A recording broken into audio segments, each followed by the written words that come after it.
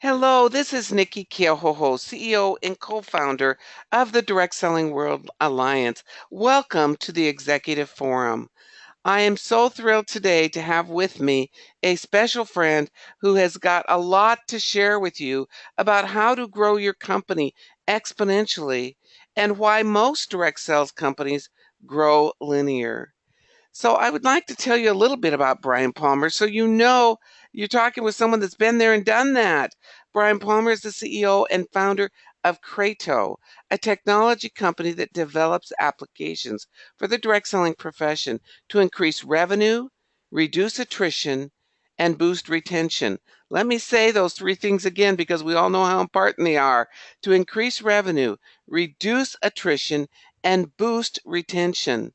Brian was the founder of South Hill Designs, a direct sales company, an enterprise that grew from zero to $33 million annually by the second year.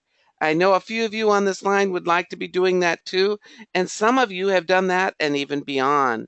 So, Brian, how did you start out in direct sales?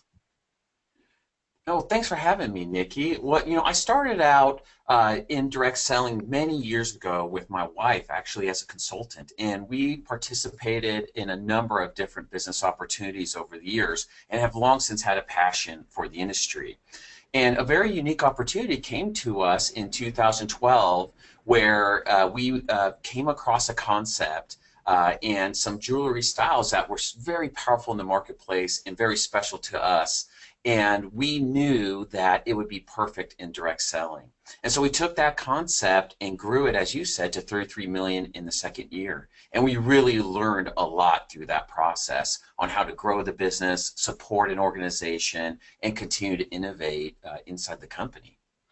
Well, that is pretty exciting. So I know that you've done some great things here with the business and your experience prior to direct sales gave you that passion and love for what you were doing. And when you got into it, I'm sure you learned a few things. How was your first year? Our first year was thrilling. There were so many things that we didn't know that we had to learn on the fly. And we were fortunate enough to have a lot of great leaders very early on that we could partner with to grow the business. At first, things moved pretty slow.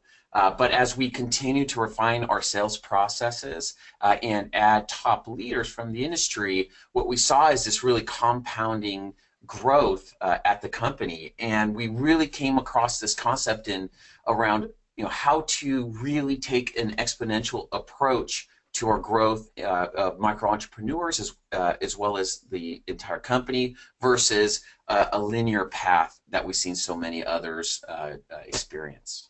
I know that on that second year, it was pretty exciting. Your business did take off exponentially.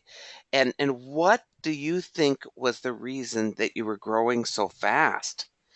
And I know that you say there are two types of growth, and we want to hear more about that too. I think that the increase in our effectiveness of onboarding new distributors is what really propelled us to the next level in our business. When we were very early, we found ourselves onboarding new distributors because of the excitement, but a too small of a percentage were actually being successful in their business and helping others be successful. So the refinement of our sales process and our coaching processes is what really put us over the top and allowed us to really move the business forward at a much faster pace. Hmm. Well, let's hear about these two types of growth.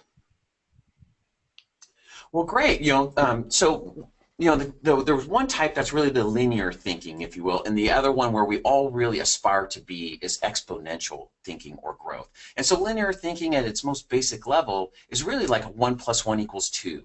So it's having a nice little growth. You add one distributor, and we work with them, and they can add one, and over time we can slowly grow the business 10, 20, 30 years. The problem with that is in any bumps or bad weather or challenges we run into the business, we're that much more susceptible to failure. And where we really want to focus on what are the business processes, the tool sets, and the real methodologies that can help us grow exponentially, meaning 1 + 1 = 4, 1 + 1 = 10, 1 + 1 = 100, and so on and so forth. And to really accomplish that, we have to have an innovation mindset and this idea that we need to be disruptive in some of our concepts, in some of our tool sets. There's always great things we can learn from in the past of how to be successful in our industry, but we must not allow that to make us afraid to change process, to think of new ways to support our field and new ways to onboard people into our sales processes so that we can achieve that exponential growth. And when we do that, now we're not just a one-to-one growth example. Now we're enabling others who participate in our shareholders of our business to also take that disruption and innovation. And as more and more of them are enabled to do that, that's when we see that exponential growth happening. And you can only really do that through coaching and enablement. Very good point. And I watched you do that. I watched what happened and how it went about, and I can't wait for you to share the learning behind that. Yeah, so Nikki, we thought we'd put just a little example here to kind of highlight some of the challenges that we saw in growing the South Hill business. So we're going to just use an example of Mary here as a new consultant into our business. So meet Mary. So she knows what she's doing. She's been in the business, has been in training, achieved high levels of success, and so she has just sponsored a new distributor we're calling Paul. Now, Paul gets a lot of help from Mary early on, and what he's able to do is sponsor 3 new people into the business. But the challenge here is that these 3 new people don't really have experience. They're passionate about the products, maybe they love the culture, but they haven't really done it before, and they're not quite sure how to be successful right out the gate. So Mary, of course, she's a seasoned professional. She keeps recruiting. And so she sponsors Madison, who does have a lot of experience and knows how to build a network marketing or direct selling organization. And so inevitably what happens is Mary starts focusing on Madison because she has a lot of experience. She's going to have a lot of success, and she wants to enable that seasoned consultant in their success. But the question then becomes, what happens to Paul and his organization if Mary doesn't stay focused on them? And inevitably what happens is they die on the vine, if you will. They don't know what to do intrinsically because they don't have the experience in direct selling, and they're not getting the support anymore from their upline. And so although they love the products and they love the culture, they can get stuck very easily, and then they can become part of that dreaded 80% that fall away from the business inside of 6 months.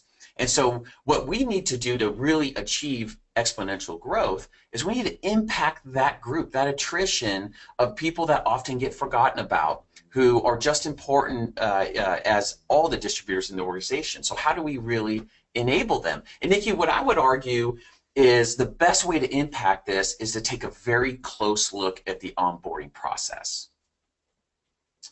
So when we do this, we say, what are the key things that we see in onboarding processes that are critically important? And many of these will feel standard to some folks, but I would argue that there's ways that we need to think about tweaking these to really to maximize the impact. So really the first step is a distributor signs up. They're excited about the product, they're excited about the opportunity, and they put their money down and they enroll in the company.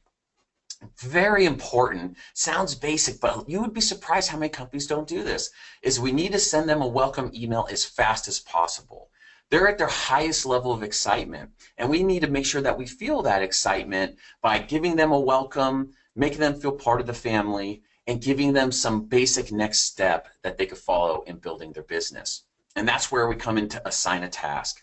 It's very common that we hear a task of, watch this welcome video from the CEO, visit the back office and some of the tool sets. At Krato, we recommend a detailed path that we assign them to so that they can get started in their business right away. And then in the event of a party plan company, we want them to get out there and organize their first party as fast as possible. And that way they can get comfortable, get confident, and start sharing their business with others. So this is an example of an onboarding process that gets all too easily forgotten in the business. Now, I would argue, Nikki, that the companies that we see out there will only grow in a linear fashion because a lot of times what we see is that they only focus on those distributors that have experience. And they leave the onboarding process and tool sets alone or don't focus on them to really take advantage of those passionate entrepreneurs that maybe have less experience. And if someone wants to really grow exponentially, they have to find a way to help people with and without experience be successful. And what we found is most of the approaches out there are one size fits all. And so as an example, whether I'm a new distributor or an existing distributor, or a distributor has a lot of experience or very little, I get the exact same experience. And that's a flawed approach because each individual needs a very custom experience that's going to help them build and move forward. So an example of this, if you go into most back offices or resource libraries, what we find is all the information comes at you like a fire hose. So every training video is posted, there's 30 of them, and they're all super important, and get out and watch all those. And what we found with our consultants at South Hill and with those companies we work with, those distributors feel overwhelmed and they shut down, especially if they don't have experience. So giving someone that has very little experience in party plan or network marketing and hitting them with a 45-minute deep dive into the compensation plan is not necessarily what's going to help them be successful and take the next step. So that's where we really believe a heavy focus needs to be, and that's on onboarding new members. And if we don't have that, we'll be stuck in a linear growth path. You know, Brian, I'm going to add to that because what you are saying right now is exactly what we've seen happen. There are companies that have these back offices that have 95 videos in there, and they're not in any order. They're all just sort of jumbled up inside there, and they just say, go study the back office and read and watch every video or listen to every call or do all these things, and people get confused. And we all know a confused mind does nothing. So what you're saying is to grow exponentially, you must put things on this onboarding in bite-sized pieces with a simple approach that is a clear pathway. Exactly. And I love the use of bite size by you, Nikki, because that's really the key for all of us. We think about how we learn and how we've educated ourselves from very young childhood to the things we learn as adults. Is getting things in bite-sized chunks makes it so much easier to really comprehend and digest that information. And so, a lot of listeners might be thinking, well, hey, of course, onboarding new members, we all know that that's critically important. We need to do that, but how? And so I'm going to talk about just 3 things we can focus in on now to improve our onboarding process and improve retention. And I'd like to share this stat all the time, Nikki, which is a 1% improvement in retention of your sales force equals a 5% increase in your revenue. So even having a small impact on the retainment and enablement and coaching of your sales force can have a huge impact to your top and bottom line. So the first 3, or really the 3 most important areas of focus on we're going to cover here is having an action plan for onboarding new members, some thought processes around the experience with the business kit, and then in communication. So the very first thing is an action plan, and this is a very specific action plan that's easy to follow and simple to understand. So we want to really break out what are the key activities or tasks that a new distributor needs to do within the first 24 hours, within the first week, within the first month, and within the first 3 months. There's a number of different things that are very common, but things like making a contact list. But how do we help them make that contact list? Who should be on that list? If we want to encourage them to start reaching out to their network, do we give them scripts, text or email examples to make it simple and easy for them? And then also, how do we articulate to them how to create a rhythm for their business? And I'd love to share the story about the 20-mile march. And it's so critical when you're building out an action plan for folks is to think about the 20-mile march. And where this concept came out of is in 1911, the South Pole a human had never reached it before. And so 2 different explorers had set out to be the first to reach the South Pole. And It was a very interesting concept of success and failure that we can incorporate into our businesses. So the first one was a gentleman by the name of Amundsen, and the second one was a gentleman by the name of Falcon. And they set out just weeks apart for the South Pole. One of them was able to do the 1,400-mile journey successfully, which is basically like New York to Chicago and back, and be hailed as a hero. The other one in his expedition came up short, and they all perished on the journey. And many people wonder why two different explorers could have set out at the same time with a task in mind, with one failing and one succeeding. And it really came down to this concept of a 20-mile march. Amundsen had basically said that no matter what happens, sunny weather, bad weather, freezing cold, or a better day, they were always going to march every single day 20 miles on their journey. Now, the other explorer, what they would do is on really good days, they would get out there and they would march 40 miles and they would really push. And then on horrible days with horrible weather, they would hunker down for days in waiting for the weather to get better. And you could see this actually in the men's journals when they wrote about the journey. You know, Amundsen said it was a terrible day, but we pushed forward with our 20-mile march. And you could look at the exact same journal day for Falcon.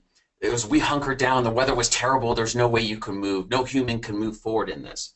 And the idea here is like, how do you create an action plan where you don't run out when you're super excited the very first week when you sign up and take every training and try to get everything done? As opposed to doing that, we want to create an action plan that does it in a rhythm, where every day or every week or every month, we consistently do the following activities that we know are going to build the business.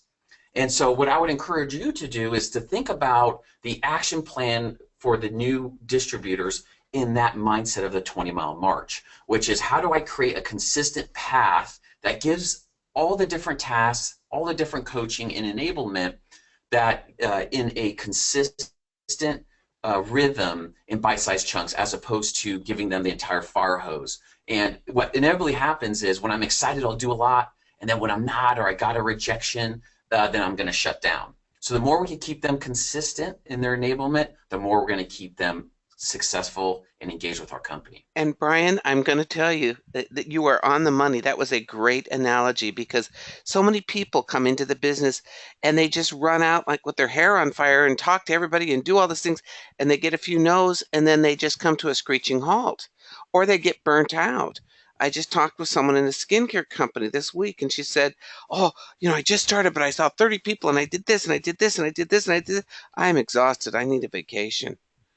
And I went, "Holy smokes." So the idea is the consistently every day doing something on their business and that there's a plan of what those income producing activities are. So I really liked your analogy. Yes, it's so important. It builds confidence in good times and bad, and it's so important.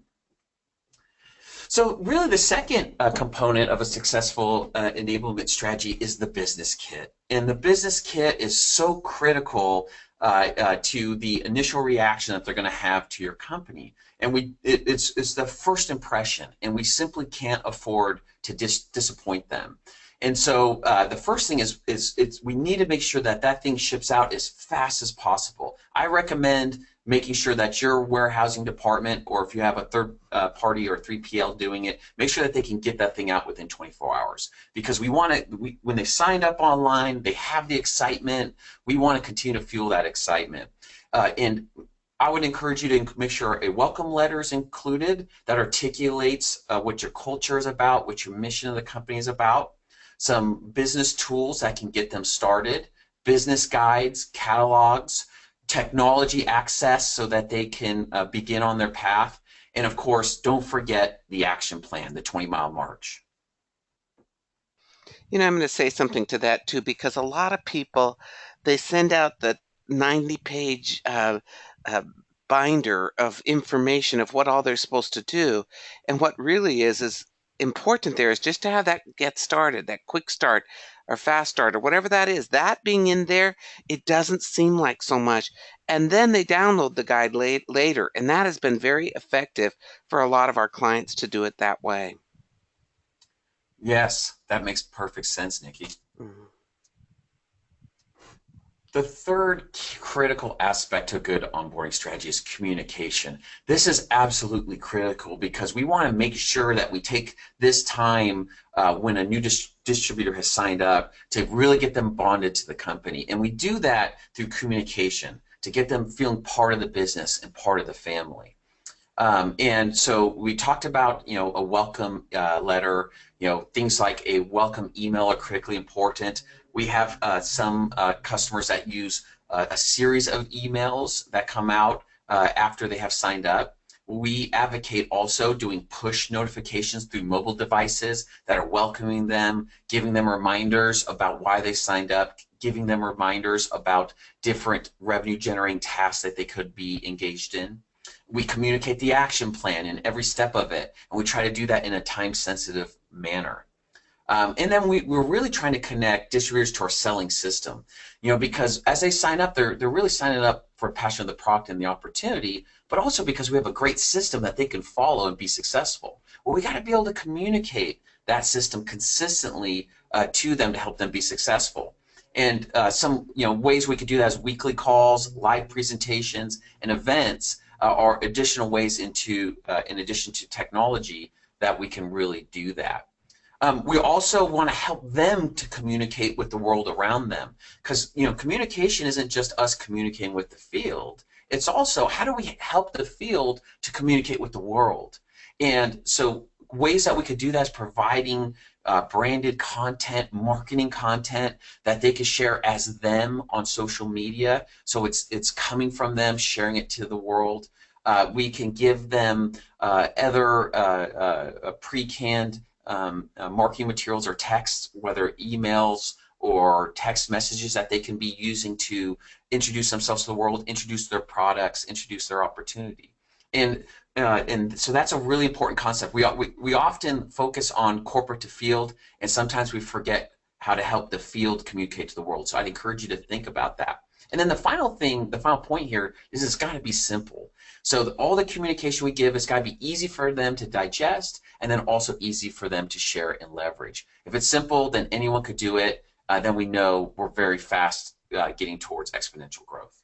And Brian, I'm going to add to that. In our elite certification course that we provide for companies, we teach about how to create community. And the biggest component of creating community is communication. And you said it very clearly. It's not one way. So it's methods for the company to communicate with the field, methods for the field to communicate with their customer base and their teams, and methods for the field to communicate with the company. Communication is critical to building a sense of community. People want to belong. They want to feel part of this. And I know that you did a great job of that in your previous company, and people felt that sense of belonging. And communication is the key to it. Yes, and it's like each company, like South Hill, it had a soul, and the field wants to connect and feel part of that, and connect to the soul of the company. And communication, without it, you could never really truly connect. And Nikki, you asked me at the beginning of this webinar. It's like, hey, how did you guys achieve exponential growth? What was it that really triggered that incredible avalanche of growth? And in looking back on that experience, onboarding truly was the key factor in it. So when we really figured out how to onboard new members, that's what triggered exponential growth for our company. And that's why I think everyone on this call could benefit greatly by going back, looking at their onboarding process very critically on how they can improve that experience. Sometimes it feels hard. I know it sounds like a hard task, but with a proven marketing automation system, every company can accomplish incredible onboarding and thus exponential growth. You successfully sold your company, Brian, and then you founded a technology company. I just want to ask, Why technology company and what made you decide on Krato? Yeah, so with technology, I had spent my whole life building unique tool sets from a technology perspective. And when we looked at this challenge of onboarding and keeping people engaged, we really wanted to set out to impact that. And so that's really what Krato does. We created something called the Journey mobile app, and the mobile app seeks to solve this very problem that we've been talking about, which is how do we improve the onboarding and improve the ongoing engagement between corporation and their field to help the individual micro entrepreneur be successful and thus driving profitability and revenues for the company. And we knew that a great way to do that exponentially, if you will, or to really scale that, is to give everybody a virtual coach, a virtual mentor, to help them understand what's the very next thing they need to do in their business. What is the next bite-sized piece of information or task that they need to accomplish? And then also enable the company to do these other things around communication and keeping people engaged. And so we've set out to solve this very problem, Nikki. That's exciting. And do you think that most direct sales companies take full advantage of technology and using the tools? Well, in our space in direct selling, it's interesting. Most people would say that we're laggards when it comes to technology, that we see a lot of innovation outside of our industry and it comes very late to us. And I've been asked many times, why do you think that is? And I believe because our needs are so specialized in direct selling, we're very different than other industries. Because we are a family of micro entrepreneurs, of people building their own businesses, attracted to the products and the opportunity, our needs are different.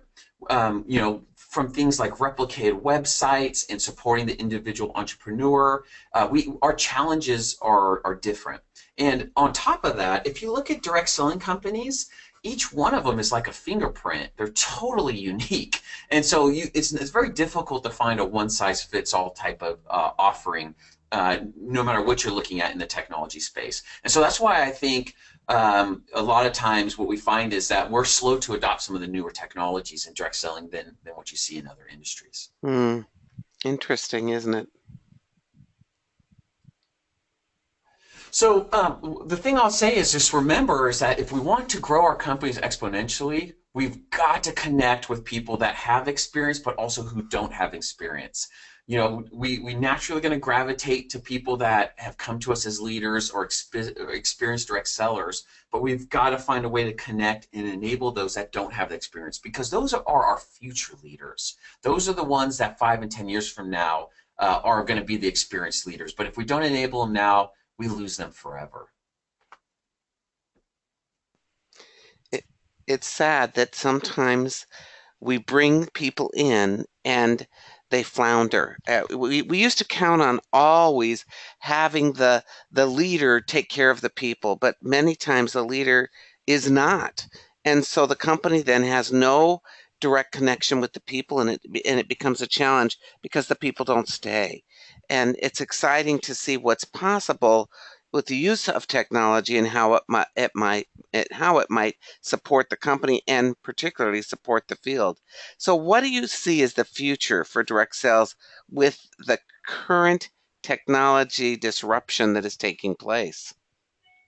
Well, there's a lot of interesting things happening out there. And I think that one of the biggest things is how do we enable the field to truly become micro entrepreneurs at a much larger scale than they are today? So how do we enable them through the use of social media and other web technologies to touch way more people than they used to, but yet still blend that with the traditional things that we know will make people successful, like having in-person opportunity meetings or having in-person parties. And so kind of blending of the two worlds are the things we've learned that are we know to be successful in our business, the foundational activities, but then adding in this web and social media aspect to really allow people as micro entrepreneurs themselves to grow exponentially, where they would be confined in the past to maybe one geographic area, and now they can expand globally much faster. And I think technology enables that because now we can communicate with far more people,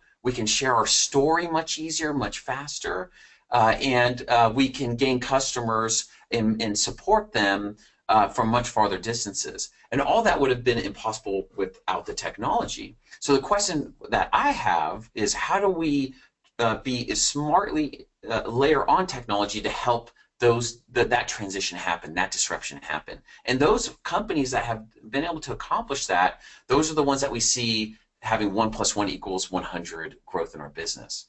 Hmm.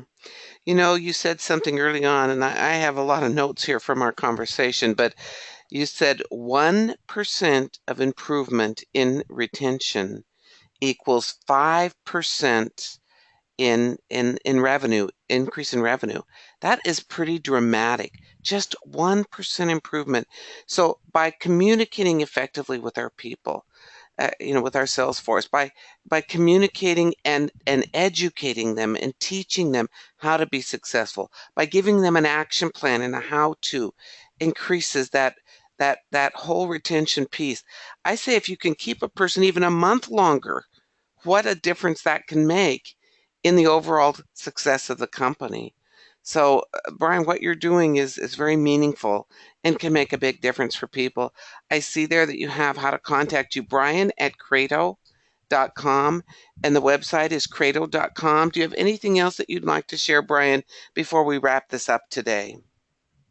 No, Nikki, thank you so much for having us. It's been an honor to partner with the DSWA in your team, and thank you so much for having us. It's been a real pleasure to be here today.